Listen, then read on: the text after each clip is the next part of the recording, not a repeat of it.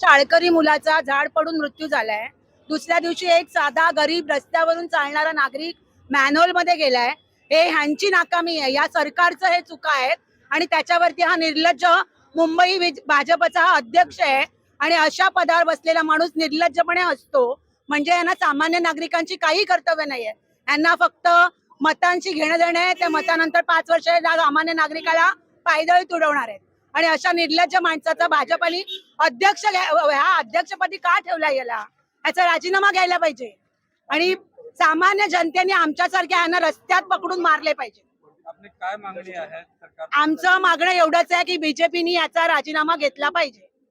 हे अशा संवेदनाहीन माणसाला का बसवलंय त्या खुर्चीवर?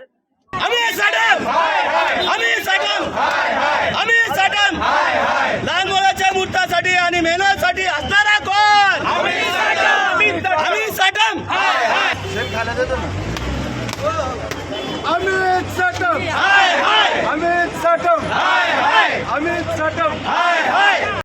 राजीनामा द्या, राजीनामा द्या, राजीनामा द्या, राजीनामा द्या।